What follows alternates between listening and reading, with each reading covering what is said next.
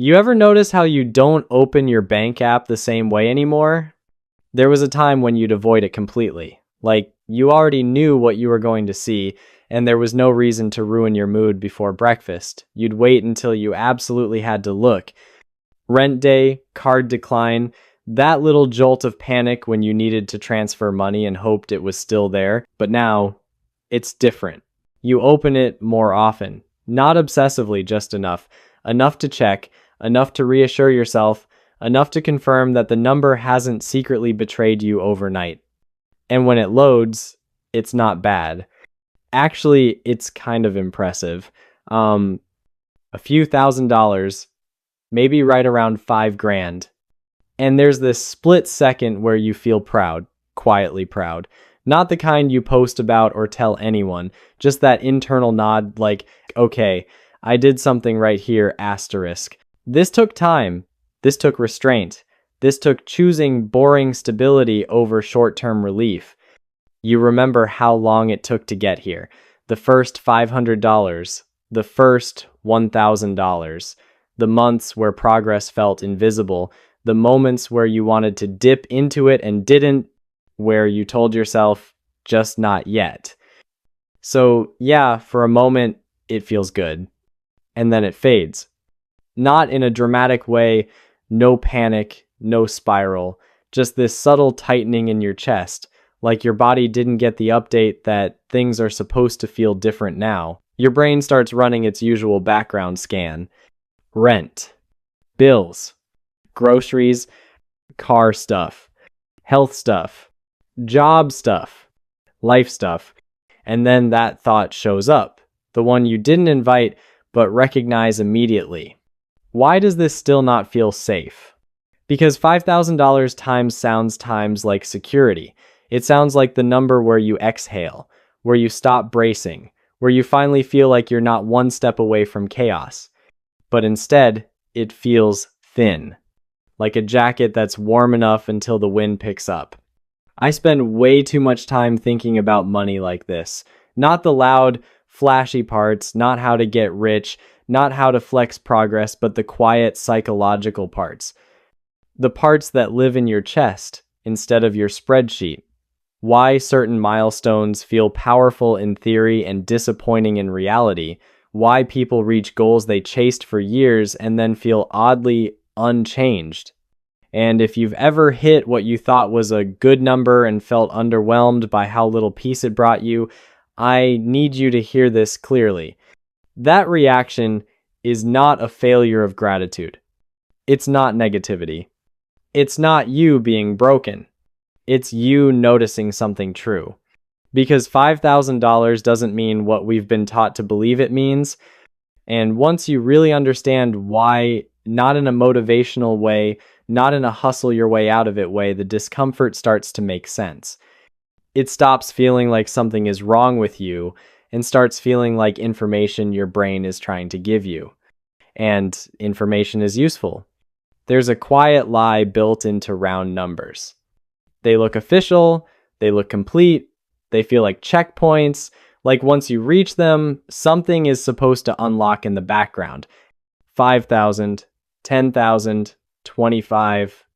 Nobody ever says it outright, but it's implied everywhere. In financial advice, in social posts, in comments like, once you have about $5K saved, you're good. So without realizing it, your brain attaches a promise to that number. When I get there, I'll feel safer. But here's the problem. Numbers don't know your life. That $5,000 doesn't know how much your rent costs. It doesn't know how stable your income feels. It doesn't know if you're supporting other people, carrying debt, or holding yourself together on inconsistent paychecks. It's just a symbol. And symbols become dangerous when we confuse them with function. So when you finally reach it and the relief doesn't arrive, your mind turns inward. Why don't I feel calm? Why am I still tense? Shouldn't this feel better than it does? And instead of questioning the expectation, you question yourself. But the expectation was never realistic. Because financial security doesn't arrive at a single number. It arrives gradually, unevenly, in moments so small you often don't notice them when they happen. It's not a switch, it's a dimmer. And $5,000 is usually the first time you're close enough to see how wide the gap really is. Another thing nobody likes to say plainly, $5,000 doesn't go as far as it used to. Not in a dramatic, headline-grabbing way, just in a slow, grinding, quietly exhausting way. Rent eats more than it should. Groceries cost more even when you buy the same things. Insurance, utilities, subscriptions, random fees, they all stack up in ways that don't feel outrageous individually, but absolutely matter together. Your brain knows this. It remembers how fast money leaves. It remembers the months where you thought you were fine until one expense tipped everything over. The times where your balance looked okay until it suddenly didn't. So, when you look at your savings now, you're not imagining worst case scenarios. You're recalling real ones. That's not anxiety. That's pattern recognition. Your mind has learned something important. Money is temporary unless proven otherwise. And this is where most people misunderstand emergency funds. They think it's about money. It's not.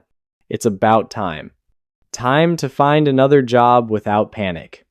Time to handle a problem without desperation. Time to think instead of react.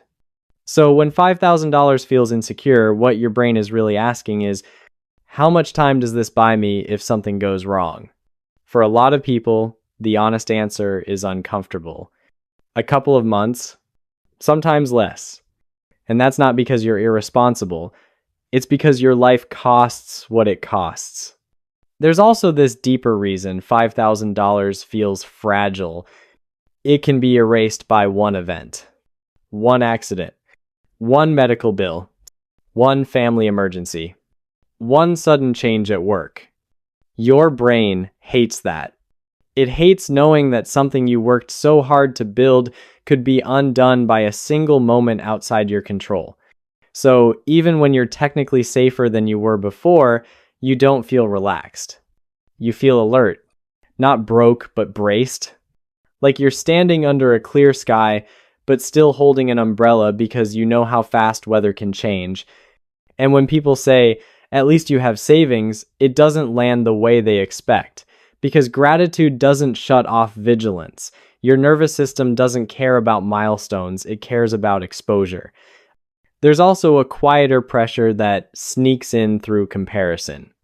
Even if you don't consciously compare yourself, your environment does it for you. You see people online casually mentioning $20,000 emergency funds, 1-year runways, financial freedom like it's something they stumbled into on the way to work. So, $5,000 starts to feel small, almost childish, like something you should have passed already. But comparison ignores context. Different incomes, different cities, different responsibilities, different starting lines. None of that shows up in a post. So instead of progress, you feel pressure. Here's something that sounds wrong until you really sit with it. Being responsible doesn't automatically make you relaxed. Responsibility is about control. Relaxation is about margin. You can do everything right and still feel tense if there's no breathing room. $5,000 is often responsibility without margin. It means you're prepared but not protected. And that's why this phase feels so strange. You're doing better, but you're not at peace. You've built something, but you're still waiting for it to be tested. There's another layer to this that runs deeper than numbers. If you've ever been truly broke, not just low balance, but mentally consumed by money, that experience doesn't disappear when your savings grow. It leaves a residue. Your body remembers the stress. Your habits remember the caution. Your thoughts remember the fear. You learned at some point that money can vanish quickly, and learning like that doesn't undo itself just because your balance improved. So even now, with savings, Your mind watches closely, it checks, it calculates, it prepares. That's not negativity, that's conditioning. And honestly, a lot of financial advice online makes this feeling worse. 5K is nothing. You should have 6 months saved. If you don't have X by this age, you're behind. That kind of advice doesn't motivate, it quietly shames. It makes people stop celebrating progress because nothing ever feels like enough. And momentum dies when progress stops being acknowledged. Real security doesn't arrive in one moment. It leaks in slowly. The first time an unexpected expense doesn't ruin your day. The first month, you don't check your balance before every purchase. The first problem that feels annoying instead of terrifying. Those moments matter more than any milestone because security is a felt experience, not a number. And $5,000 is usually the first time you even touch that feeling briefly, inconsistently, imperfectly. It's not the destination. It's proof the path works. Quick pause here, and this isn't a hard sell. If this conversation feels familiar, you're not alone. A lot of people live in this in-between phase and never hear it talked about honestly. So if you want more videos like this, not hype, not hustle noise, just grounded conversations about money and life, you can subscribe. No pressure, it just helps the right people find this space. Here's a quieter shift that actually helps. Instead of asking, when will this finally feel like enough? Ask, what would make this feel less fragile? Sometimes the answer isn't more money. Sometimes the answer isn't more money. It's fewer obligations, lower fixed costs, more predictability, better boundaries. Security grows faster when pressure shrinks. And that's the part nobody markets, because it's not flashy, but it works. If $5,000 in savings still feels insecure, that doesn't mean you missed the point. It means you understand the point. You're no longer fooled by round numbers or motivational slogans. You're thinking in terms of real life, real risk, real timelines. That's not pessimism. That's maturity. You've crossed an invisible line from hoping money would save you to realizing money is a tool that needs structure, context, and time. Yes, $5,000 can disappear faster than it should. Yes, it doesn't guarantee peace. Yes, it still feels thin in a world this unpredictable, but it also represents something important. Proof that you can build stability from nothing. Proof that you can delay comfort for safety. Proof that you can change direction. Security doesn't arrive with fireworks. It arrives quietly. One day you'll notice an expense didn't scare you. A problem didn't spiral you. A setback didn't define you. And that feeling won't come from a single number. It'll come from consistency, from margin, from trusting yourself more than the balance. So don't rush past this stage just because it's uncomfortable. This discomfort is the sound of your financial life rearranging itself slowly, imperfectly, but in the right direction. And if you want to keep having conversations like this, the kind that don't yell at you, don't sell shortcuts, and don't pretend money is simple, then yeah, stick around. Subscribe if you want. Not because everything's figured out, but because figuring it out slowly, honestly, and without panic, that's kind of the whole point.